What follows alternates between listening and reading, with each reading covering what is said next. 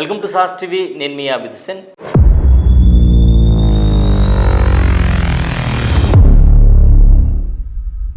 So ప్రధానంగా వర్మకు సంబంధించి MLC వస్తుంది అని చెప్పి తెలుగుదేశానికి సంబంధించినటువంటి పిఠాపురం గతంలో పోటీ చేస్తారనుకున్న అభ్యర్థి వర్మకు సంబంధించి ఎమ్మెల్సీ సీటుని తెలుగుదేశం పార్టీ కేటాయిస్తారని అందరూ భావించారు. అయితే ఈ సామాజిక సమీకరణాలు ఉంటాయి. సమీకరణాల నేపథ్యంలో వర్మకు ఎమ్మెల్సీ పదవి వరించలేదు. సో ఎమ్మెల్సీ అభ్యర్థిగా కన్ఫర్మ్ చేయని పరీక్షలో వర్మ కూడా బయటకు వచ్చి చెప్పడం జరిగింది. నేను తెలుగుదేశం పార్టీలోనే కొనసాగుతాను, ఇబ్బంది లేదు.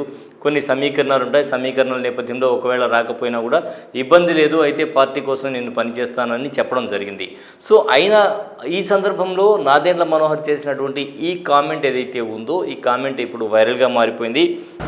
ఈరోజు తెలుగుదేశం పార్టీ నుంచి గౌరవ ముఖ్యమంత్రిగా చంద్రబాబు నాయుడు గారు ముఖ్యమంత్రిగా ఉన్నారంటే జనసేన పార్టీ పవన్ కళ్యాణ్ గారు ఆ రోజు నిలబడ్డారు, ఈ కార్యక్రమాలు ముందుకు తీసుకెళ్లారు. కాబట్టి ఈరోజు పొందనే విషయం ఉందంటే ఆంధ్రప్రదేశ్లో ఆ రోజు జనసేన పార్టీ నుంచి మనం నిలబడి త్యాగం చేసి ప్రతి ఒక్కరిని కూడా ఒక్క ఓటు కూడా చేయనివ్వని ప్రతిపక్ష ఓటని పవన్ కళ్యాణ్ గారు ఇచ్చిన మాట మేరకు మనందరం కష్టపడి పనిచేసాం. చంద్రబాబు ముఖ్యమంత్రి అయ్యారంటే పవన్ కళ్యాణ్ వల్లనే ఆంధ్రప్రదేశ్ రాష్ట్రంలో కూటమి ప్రభుత్వం ఏర్పడింది అంటే అది కేవలం జనసేన పార్టీ వల్లనే అనేటువంటి కామెంట్. సో ఆ జరిగినటువంటి సందర్భంగా ఆయన ఏమన్నారు అనేది మొత్తం వీడియో చూస్తే తెలుస్తుంది. కానీ ఈ షార్ట్ వీడియో ఏదైతే ఉందో ఈ షార్ట్ వీడియోని పర్టికులర్గా వైరల్ చేస్తూ ఉన్నారు. దీని మీద ఇప్పుడు ఇరు పక్షాల నుంచి కూడా తెలుగుదేశం పార్టీ నుంచి కామెంట్స్ వస్తున్నాయి, అటు జనసేన నుంచి కామెంట్స్ వస్తున్నాయి. ఈ నేపథ్యంలో జనసేన టీడీపీ వార్లాగా మారిపోయింది అని చెప్పొచ్చు. మొత్తం సోషల్ మీడియా కూడా ఎవరికి ఇష్టమైనట్టు వాళ్ళైతే కామెంట్స్ అయితే చేస్తున్నారు. అయితే ప్రధాన నేతలు ఎవరైతే ఉన్నారో ముఖ్యమంత్రి చంద్రబాబు నాయుడు కావచ్చు, ఇటు పవన్ కళ్యాణ్ కావచ్చు, అటు ఎవరికైతే ఎమ్మెల్సీ ఇస్తామని గతంలో చంద్రబాబు నాయుడు చెప్పారో అలాగే పవన్ కళ్యాణ్ కూటమిలో భాగంగా ఎమ్మెల్సీ అవుతారు వర్మ కూడా అని చెప్పారో అది సామాజిక సమీకరణల నేపథ్యంలో కాకపోయినా కూడా ముగ్గురు కూడా సర్దుకున్నారు.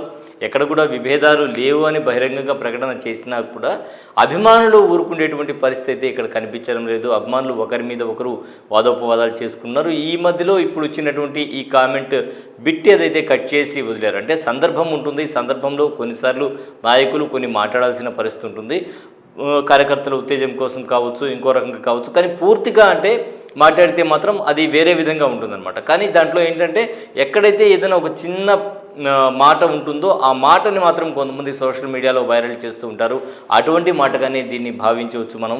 అంతేగాని ఇది పర్టికులర్గా నాదెండ్ల మనోహర్ ఇంటెన్షన్గా మాట్లాడినటువంటి సందర్భం అయితే మనం అనుకోకూడదు. ఎందుకంటే మొత్తం వీడియో చూసినప్పుడు మాత్రమే దీని గురించి మనకు క్లారిటీ ఇవ్వాల్సి ఉంటుంది.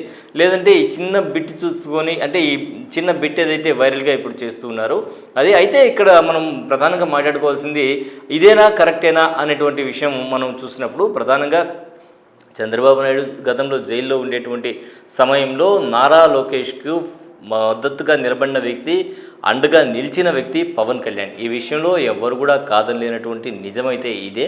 సో ఆ నేపథ్యంలో ముగ్గురు కలిసి పొత్తులో భాగంగానే ముందుకెళ్లారు. అటు బీజేపీ, ఇటు టీడీపీ, ఇటు జనసేన. సో అందరూ ఏకమయ్యారు కాబట్టి గెలుపు సాధ్యమైంది.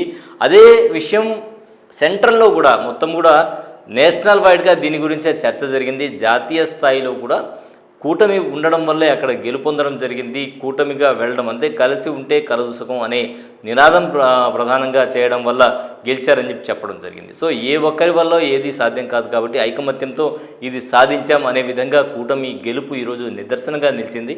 సో ఇక్కడ అభిమానులు ఫైట్ చేసుకోవడం అనేది దాంట్లో అర్థం లేదని నేనైతే అనుకుంటాను. ఎందుకంటే నాయకులందరూ హ్యాపీగా ఉన్నారు. ఇటు పవన్ కళ్యాణ్కి ఆ రోజు అండగా నిలిచారు కాబట్టి డిప్యూటీ సీఎం హోదాగా ఇవ్వడం జరిగింది. ఒక డిప్యూటీ సీఎం పోస్ట్ అంటే నెక్స్ట్ సీఎం అనే విధంగా డిప్యూటీ సీఎం పోస్ట్ అయితే ఇచ్చారు. సో రాజ్యాంగబద్ధమైన పదవి కాకపోయినప్పటికీ హోదా అయితే డిప్యూటీ సీఎం అనేటువంటిది ఉప ముఖ్యమంత్రిగానే ఉంటుంది కాబట్టి మరి ఉప ముఖ్యమంత్రి పదవి పవన్ కళ్యాణ్కి ఇవ్వడం జరిగింది.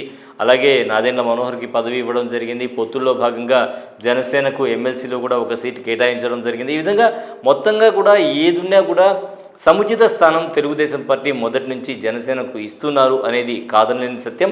అదే టైంలో పవన్ కళ్యాణ్ కూడా ముఖ్యమంత్రి చంద్రబాబుకు అంతే గౌరవం ఇస్తూ ఉన్నారు, అంతే హోదా ఇస్తూ ఉన్నారు. ఆయన ముఖ్యమంత్రి కాబట్టి ఆయనకి ఇవ్వాల్సినటువంటి ప్రయారిటీ. అలాగే తెలుగుదేశం పార్టీని కలిసి 15 సంవత్సరాలు మేము పొత్తుల్లో ఉంటామని చెప్పారంటే మరి పవన్ కళ్యాణ్ నాయకుల మధ్య ఎక్కడ కూడా విభేదాలు లేవనేది విషయాన్ని ప్రధానంగా అభిమానులు గుర్తించాలి అనేది ఈరోజు ప్రధాన సారాంశమని మనం చెప్పుకోవచ్చు. సో ఇది ఇవాల్టి స్పెషల్ స్టోరీ. మరో స్పెషల్ స్టోరీలో మళ్ళీ కలుద్దాం. అంతవరకు సెలవు. నమస్తే.